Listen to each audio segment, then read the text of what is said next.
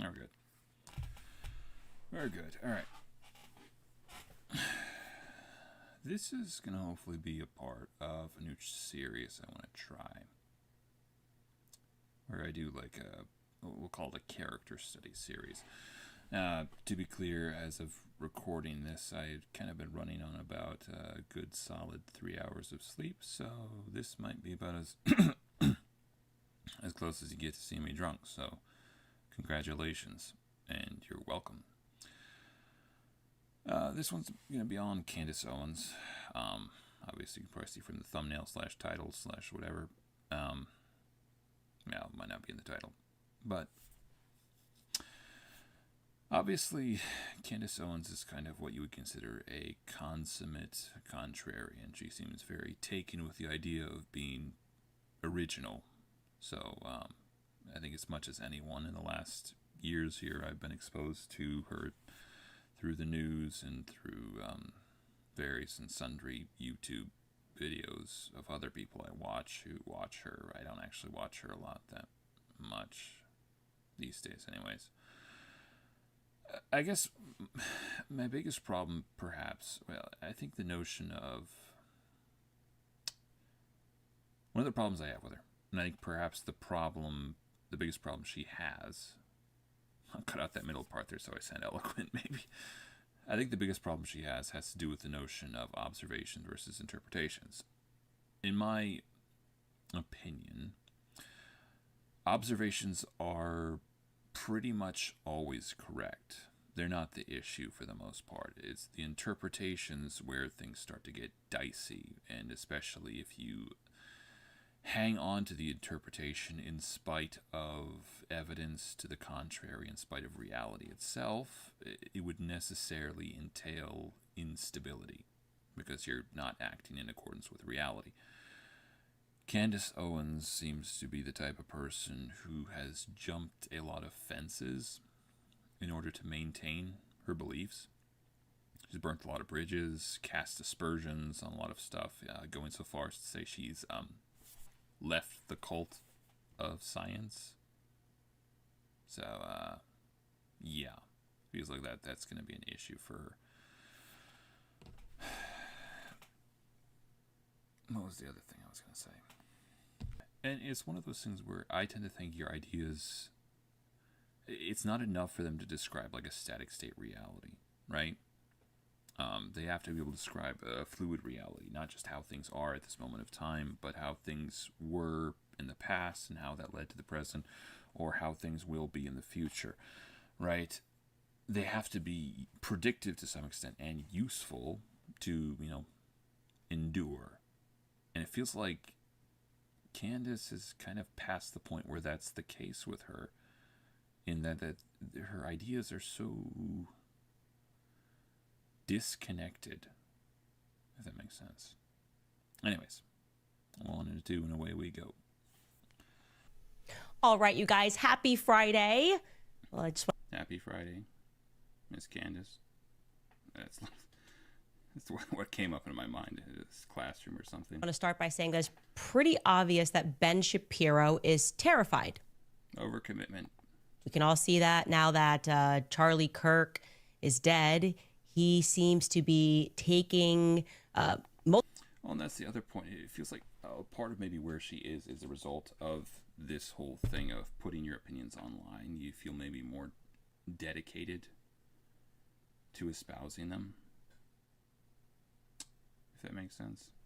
Just because, like, well, one, there might be people gassing you up. Two, you've already put your ideas out there. So to say, yeah, I was wrong, I take that back, or something like that, it's like a contradiction that is on display for everyone. It's like a public confession, which is not perhaps always the easiest thing to do. Multiple stages and demanding an allegiance to Erica Kirk. In fact, it almost seems like he's demanding that nobody inquire further about Erica Kirk. It's odd. I think the generous interpretation there would be that, okay, so maybe you don't want to, be bothering a grieving widow about the very tragic and traumatic death of her husband. because Ben had no allegiance to Charlie Kirk when he was alive. So what is it about Charlie's widow in particular Again, seems like overcommitment. that has inspired? I'm gonna try, mind you, to stay out of like the content material as much as I can and just analyze her more so. But I don't know. We'll see how possible that is. Firing his very public nervous breakdown. Personally, I think he knows something about her. That is what I am sensing, that he knows something about Erica Kirk. And every time he speaks, I grow more certain that Israel might be involved with 9/10. So let's keep investigating. Welcome back to Candace. Okay, so not 9/11. This was actually was 9/10 the day that Charlie actually got killed, or something like that.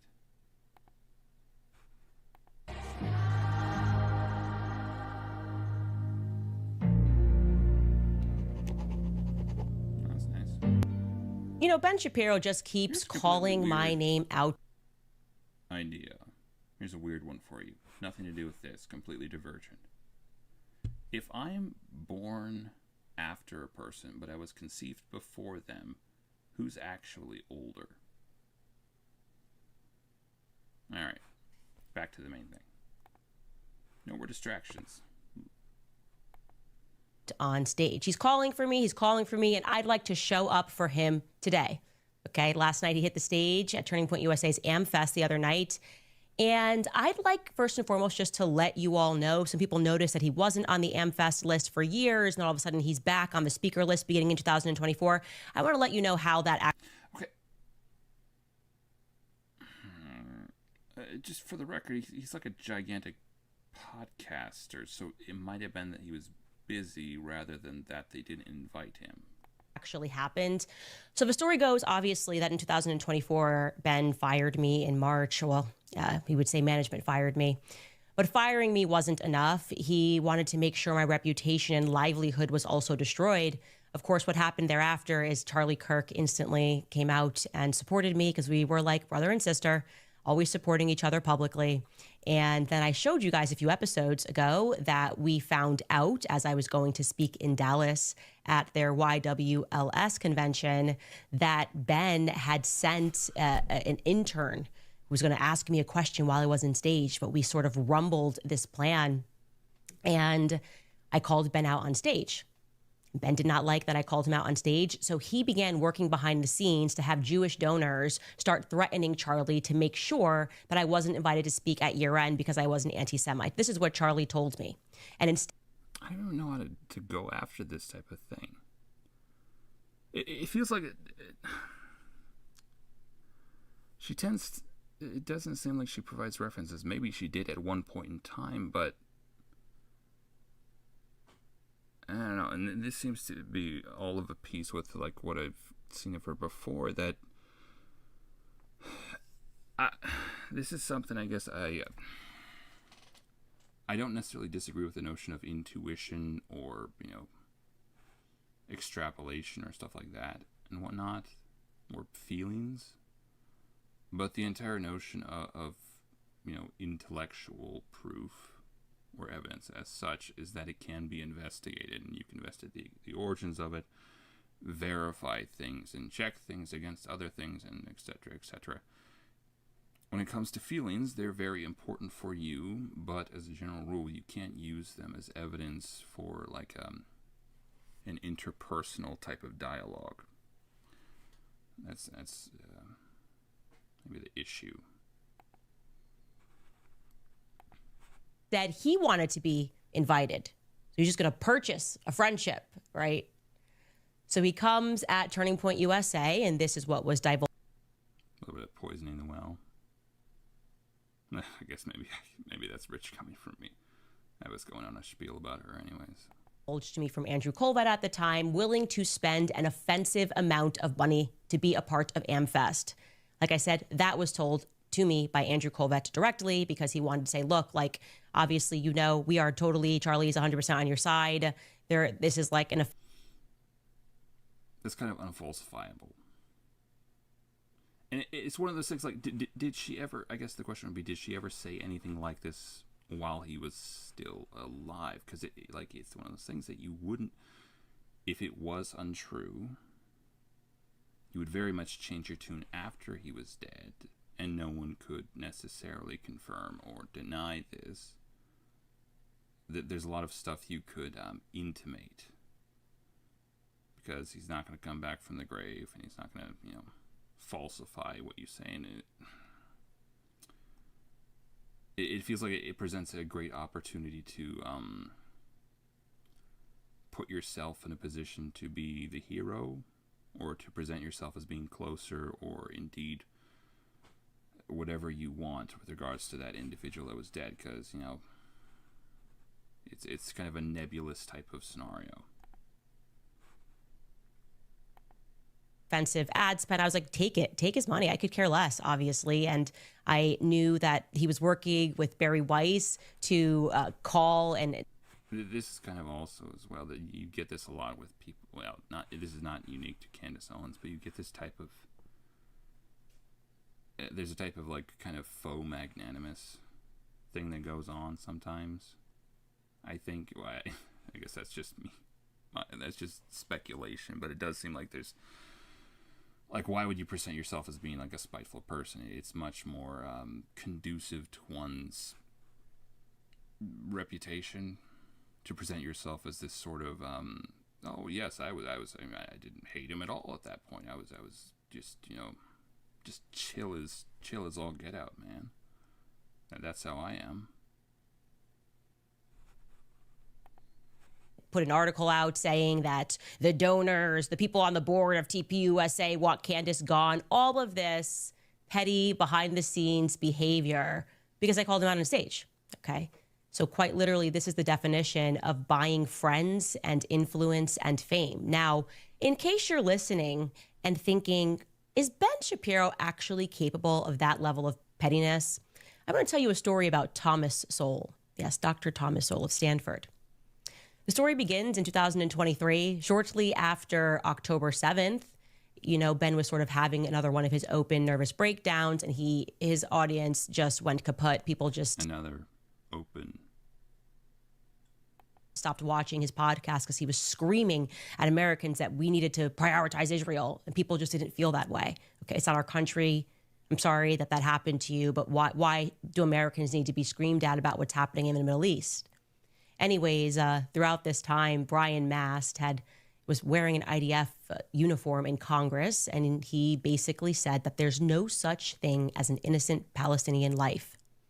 And when I saw this, as shared by Yashar Ali on X, I responded and I said that genocidal language, no matter who shares it, is always wrong. Genocide is always wrong is what I tweeted, and this caused an emotional breakdown amongst people who support Israel. I didn't think she might be giving herself a little bit too much credit there. Maybe she was a part of it, and she has a big voice, so yeah, I think it was a lot. I think anyone having an emotional breakdown in that scenario is probably a combination of a lot of things, not just Candace doing her thing. that was a controversial statement. I thought that was sort of what we all believed in. Genocide is always wrong. Anyways, for Ben. This is something I think is not dissimilar to the notion of the Christ is King thing that she was a part of for a while. Like, where she'll... And maybe this is... I don't know if this is a woman thing or not. That's probably... Yeah, who cares? But you can have people who are angling for a conclusion and will say everything but a direct statement of their conclusion. And then they'll wipe their mouth and say, I have done no wrong. What did I do? And, okay, yeah, you didn't say it outright, but you know what you were trying to say. I know what you were trying to say. And pretty much everyone who heard what you said will draw the conclusion that you wanted them to draw. Okay? Got it? Good.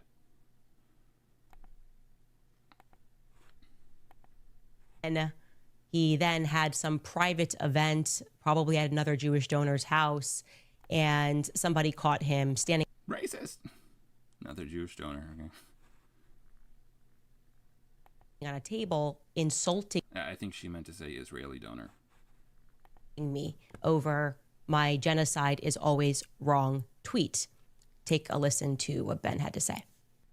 The question was about Candace Owens. I think her behavior during this has been disgraceful. Without a doubt. I think it's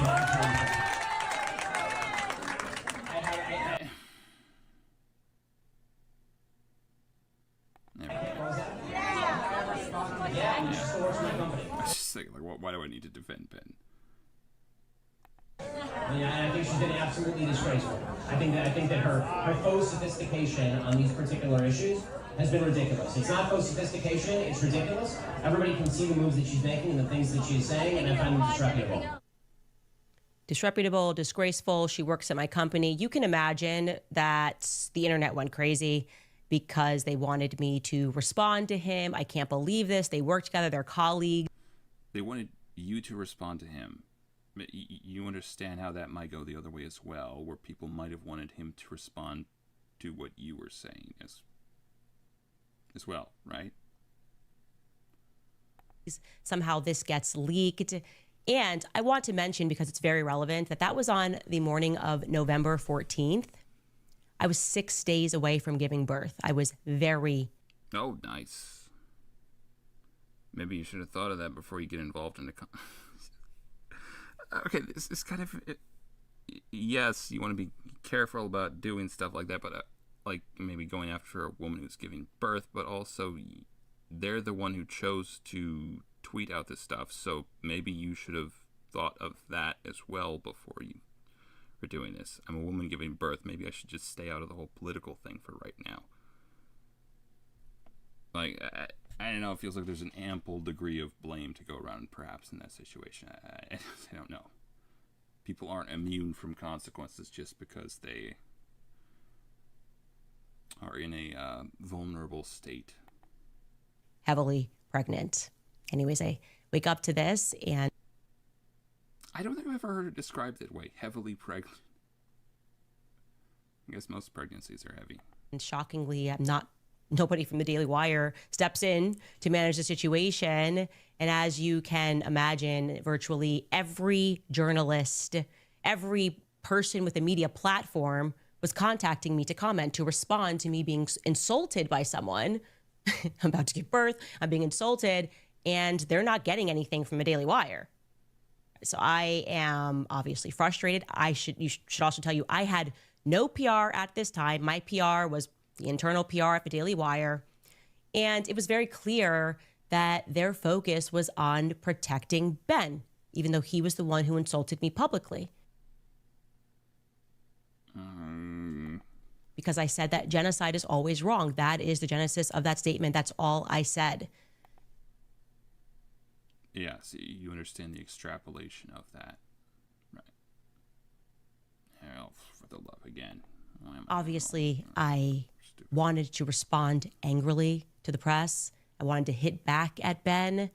And I guess you could sort of say my perspective was an eye for an eye. But my husband, who was a better person than me, instructed me that morning to instead take a deep breath, relax, okay? Don't think about what you're feeling in the moment. Think about how you're going to feel in the future. And he instructed me to instead read the Bible, the Sermon on the Mount. And I read through it, and he reminds me that everybody who wants to comment, they don't care about me either, right? They're selling headlines. They want the clicks. They want the drama, and I'm going to... Okay, so it does feel like there's almost a degree of pious, pompous, holier-than-thou type stuff going on. I guess I can't prove that, obviously, but it does feel like that she likes playing into that part of her personal life a lot. Maybe the rest of this type of stuff, to invoke it, perhaps, would almost be called that. I guess I don't know. Feed into that for what reason? For what reason, actually, am I going to give a comment and say something about Ben Shapiro? Blessed are the peacemakers, right? Don't As Candace Owens said, blessed are the peacemakers. Don't buy into this click culture And so I tweeted Buzzword. Click culture. that actually my husband was right.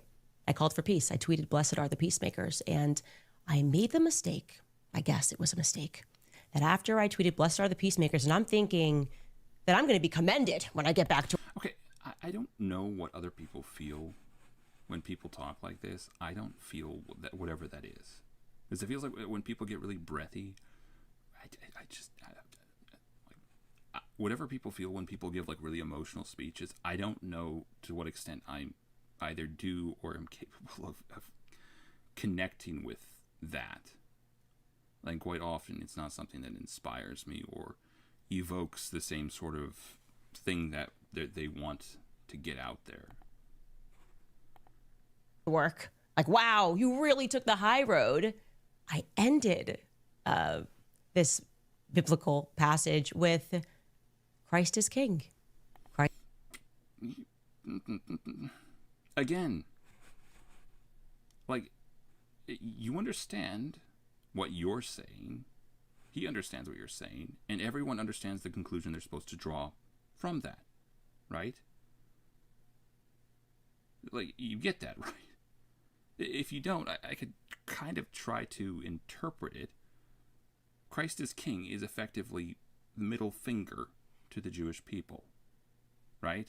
I understand that that would kind of be the notion. Yes, unequivocal statement of fact. As a Christian, I would believe that. But everyone knows the conclusion they're supposed to draw from that.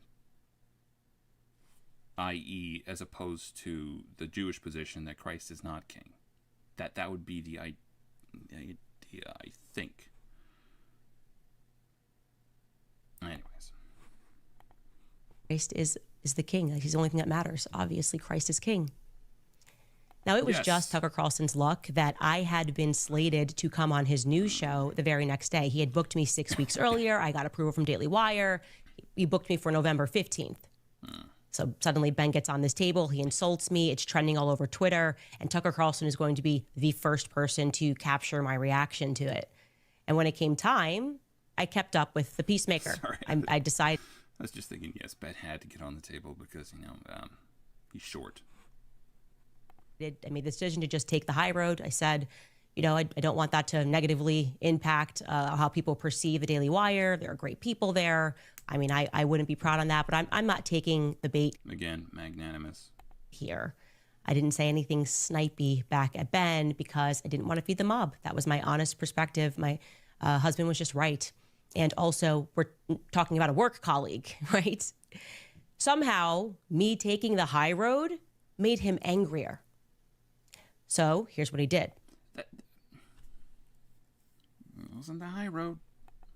Elsewhere in my interview with Tucker, he asks me who I look. Oh, let me say, in litigious fashion, perhaps it was. But in every implication and every, evocative word you used, it was definitely kind of a shot across the bow. Look up to, who I like. And I told Tucker the truth that it was my dream to meet Thomas Sowell. That when I first got into politics, I read a ton of Thomas Sowell books. And I had tried many times to meet him. And obviously he's aging. But I really looked up to Dr. Thomas Sowell. And here's that clip with me and Tucker. Who do you listen to when you're trying to figure out? I mean, some of the stuff comes at you so fast, and you're talking almost every day or writing almost every day. Who do you read or listen to try to make sense or bounce ideas off of? I have been obsessed with Thomas Sowell, and everybody knows that. I am pretty much a Thomas Sowell groupie. Everything he writes, I read. And it is because he was a part of my awakening story into politics and made me focus on the economics, which is to say, block out the noise and pay attention to the economics, go backwards in history to understand where we are. When has this worked? Oh, it's never worked. So they're telling you that it's going to work into the future. And there's no evidence to support that. So when Ben saw that, he decided, Thomas Sowell, hey, that's your dream. You love Thomas Sowell. He thought that was an opportunity to get even with me for taking. There are times when, in observation, it says a lot more about you than the person you're observing. And this feels like the high road after he insulted me on stage because he's deeply jealous of Tucker Carlson for reasons that I cannot quite understand. Ben had his team reach out and schedule. Like, I could be wrong, but isn't like Ben kind of one of the almost premier kind of political commentators in America at this point? Well, now and probably back then. I think he's quite a bit bigger than Tucker. I don't know. I guess I'm not in the least qualified to comment on that. An interview with Thomas Sowell, which they paid for an offensive amount of money, I presume, to effectively purchase. Another one I haven't heard, offensive amount of money. I think I've heard obscene amount of money. An obscene amount. So, hey. Black man who has no idea what's going on. He's very old, he's in his 90s, to hurt my feelings, okay? Interview with Tucker is on the 15th. I think it premieres on the 16th. And Ben gets Thomas Sowell, who he doesn't care about. I'm working at the Daily Wire at this moment. It's a bit of a stretch, maybe. And I'm about to give birth in 3 days. But this was supposed to be like an F.U. Candace for taking the high road and saying that genocide is always wrong. And that Christ is king. That is what I mean when I say he is an incredibly petty man. Okay, like, we'll assume that maybe she believes what she's saying. Generous interpretation. Do you understand how, if they think that Christ is king means what they think it means, they would see what you're saying as not the high road at all, but rather, as you would say, an F.U. to Ben and to Jewish people, kind of writ large. Okay. Now, we know how this ends. I then am fired not for what I said, but for what they assumed that I meant, and for trolls that I didn't respond to. And I want to be clear.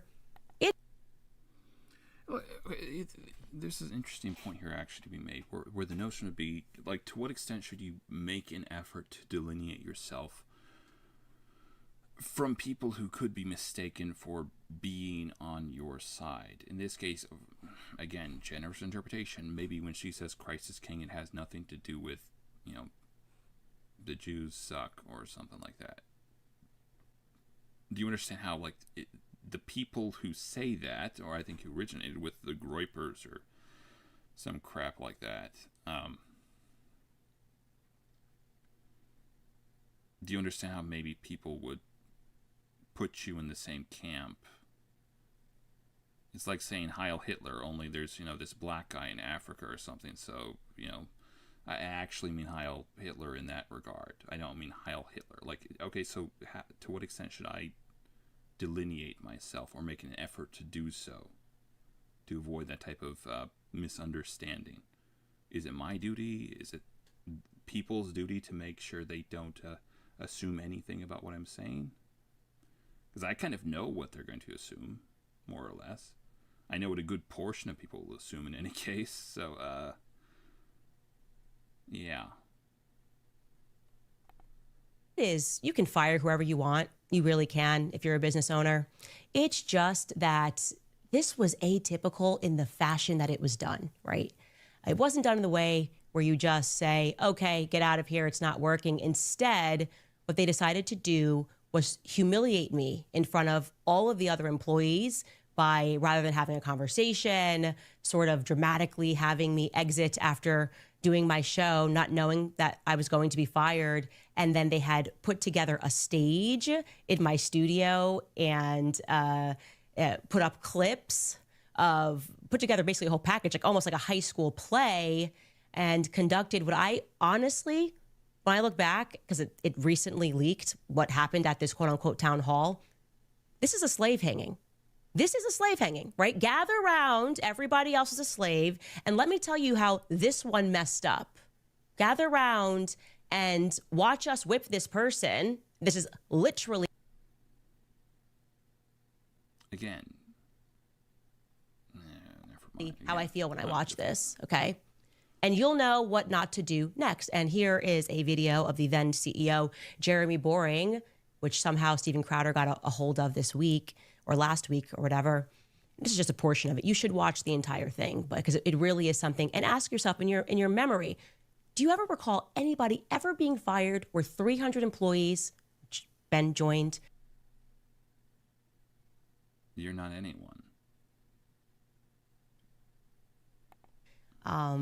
Electronically, he was up on the screen too, and just enjoyed watching me be humiliated. Where 300 employees are invited down and shown a production. Again, she is quite a unique case in this regards, like given that she has a huge voice, and at that point she was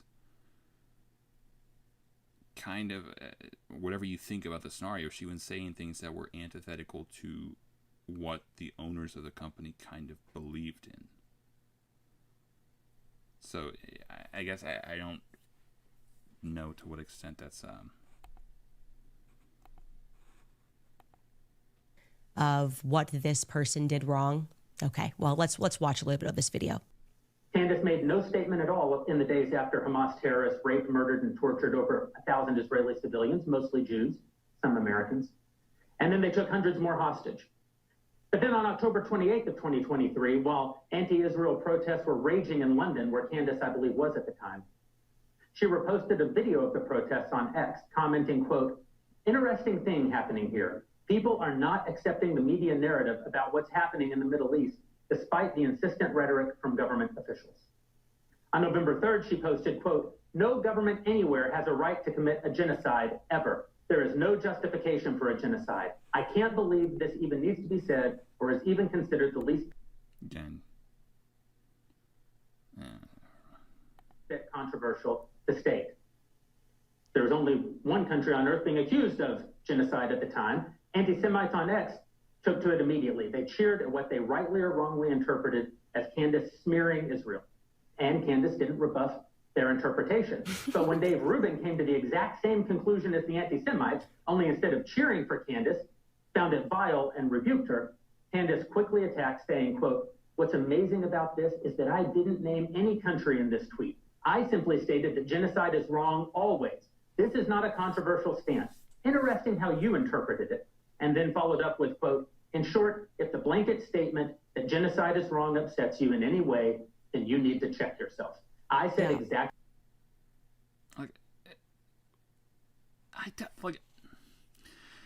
I don't know if she's insane.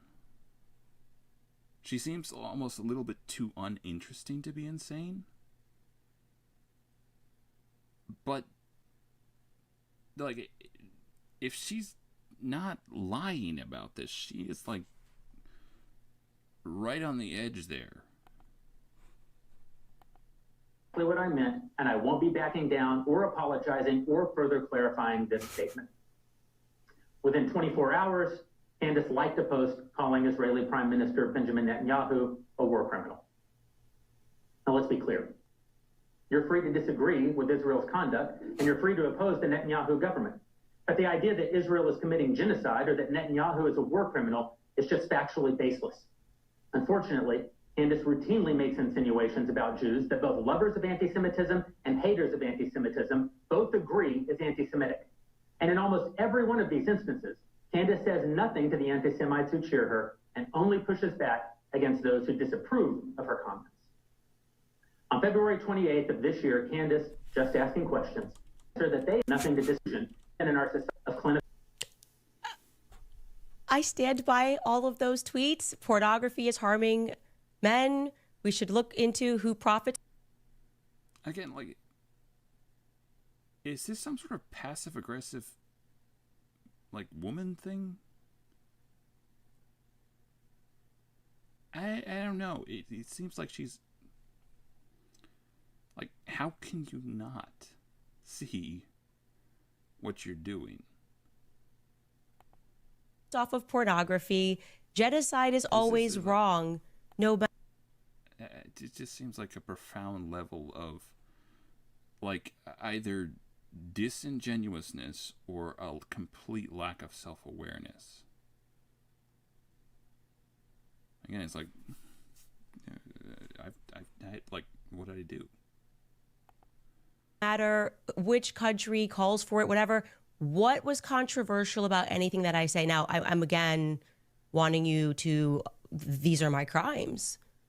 Just imagine 300 people being brought and said, like, she said this, and this is what we know. And then he goes into a diatribe about the real meaning of Christ is King, and he shows videos of Nick Fuentes, which had nothing to do with me. I had never even spoken. I think only one time I'd spoken ever to Nick Fuentes, and it was pertaining to Kanye. Yeah, that was it.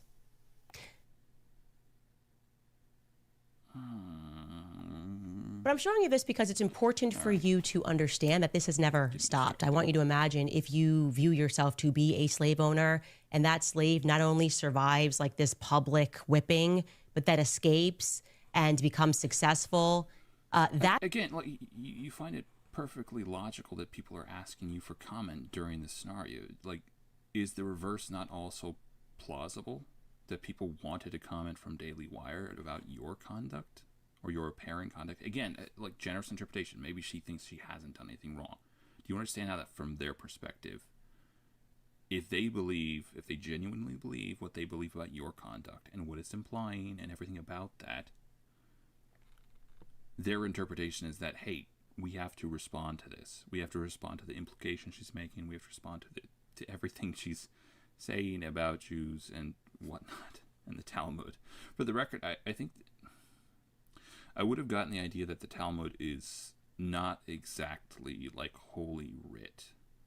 It's more akin to a commentary on the Torah. It would be maybe not dissimilar to the notion of like the works of the early church fathers or something, some of which are quite edifying and useful perhaps, but some of which are perhaps also, very problematic. Or, I guess with the atheists, you could reference the works of Friedrich Nietzsche as being very fundamental, but he also said, if you're going to meet your woman, don't forget to take this stick. So, just a crackpot theory I have. It does seem like, statistically, women are more likely to be religious. So it just seems like atheism is rooted in misogyny. I just can't shake this feeling that that's how it is. Like, men just want a reason to call women stupid for believing it. Sorry. I thought it was funny, though. That it is technically true that women are more likely to be religious. I don't know if it has anything to do with misogyny, though. That is atheism. I think it has more to do with the notion that guys... I tend to think atheism has perhaps a lot to do with over-intellectualizing everything to some extent, or maybe over-intellectualizing stuff to some extent, and women tend to emotionalize stuff or spiritualize stuff. Even just among Christians, like, you would see this type of idea that, at least in my own experience, I tend to see women infer maybe more meaning than I would to certain, things. So even within like a Christian community, there's this type of notion that maybe women they would be more likely to spiritualize or emotionalize things than men. So I don't know what exactly would be the cause of that dynamic. Probably to some extent just biology a little bit. That's pretty much my relationship with Ben Shapiro since he's fired me, because they have not stopped. They have not stopped. I am talking about people working behind the scenes to call advertisers, attempting to bankrupt me in courts, sending undercover interns to stalk me. He has issued thus far 3. This is, again, not a thing that's unique to Candace Owens, but there's this thing where people will... I guess maybe she genuinely believes this, but it feels like she's misrepresenting like the proactive nature, like the cause and effect that's going on here, like the idea that they're initiating all of this stuff against her rather than maybe at least like theorizing that maybe from their perspective she initiated it. Like, I don't know. Court proceedings, okay, for every solitary petty infraction against things that I say. He's worked with Barry Weiss behind the scenes to have articles written about me. It is non-stop. I refer to this, just to be clear, as legal abuse. It's legal abuse. And I have put up with a lot of it. I have put up with the pettiness of even suing me because I interviewed a USS Liberty survivor who mentioned your name as you pretend that you care about free speech and debate. Okay. This is a point where I would actually probably agree with her on. I don't like the notion of like people telling me who I can and can't listen to, or who shouldn't have a platform. Now, granted, I kind of wish people wouldn't listen to her. She has the type of political opinions, or just opinions, I guess. I don't really follow politics like very assiduously. She has the type of opinions that I would love to hear at a family reunion, not so much online. I kind of wish she didn't have as big of a platform. That being said, I don't know to what extent I would trust anyone to decide who or who shouldn't have a platform. I suppose the ideal solution would be that if you're going to platform someone like her, that you juxtapose her opinions with someone on the opposite side, especially if it's like a really divisive and pertinent issue. Right. I've put up with a lot of it, but today I draw the line. I draw the line with this miserable imp when it comes to Charlie Kirk. Okay? Don't try me on this. I'm sorry, I'm not laughing at Charlie Kirk. It's kind of a bit of maybe slam poetry there or something. Not really slam poetry, but felt like she was leaning into it. You keep trying me on this. Projecting intensity. That's the phrase. You are an imposter, Ben. You're an imposter. You pay to pretend that you're friends, that you have a right to be on that stage because you get donors to pressure people, because you know Jewish people who can threaten to take money, or you say, I'm going to do an advertising spend. Here's $1 million. Like, I think this would be more indicative if she wasn't also kind of like, I think she was kind of going after just about everyone else that was close to Charlie a little bit. And it feels like you could see almost parallels to this in the notion of like it's maybe not an exact parallel, but the notion of like a person who's trying to get a woman into an abusive relationship, where you try to isolate them from everyone else and become like the soul kind of thing. Only in this case, he's dead, but he's trying to kind of isolate Charlie from everyone else who knew him and cared about him. She's trying to do that and then make herself kind of the, I guess, authority with regards. Ow, for the love. Why am I getting into this? I'm sorry you're dead. Character study. The entire There, I said it, and now it is that. World knows that you are an imposter. I mean, you're so much of a fraud that essentially what you do is you have people send around clips to grown men to cheer you on, to pretend like the audiences love you. You staff audiences with people that work for YAF who are told. One thing it's not necessarily related to this, but there's this idea I brought across in one of my older videos, actually. It's the notion of like oscillating intensity. It's where it effectively gives our sentences like a natural rhythm. So you can tell what a person is like, the words they're trying to project with intensity, and by which the words they want you to focus on, more or less. Like, this is what I'm actually saying. So you could, we'll see if we can listen to this. To explode into cheers when you hit the stage because you don't have the. So right there, like explode into. Yeah. I don't know to what extent it's this thing that we just naturally do. I think it's generally a good idea, because like I don't know how much of language actually falls into that notion of like, this is what I'm actually trying to project, because you almost like highlight certain words, and by contrast you're basically, you're kind of telling the person what to focus on in the sentence a little bit. It's pretty intuitive. Like, I think once you see it, it's hard not to. So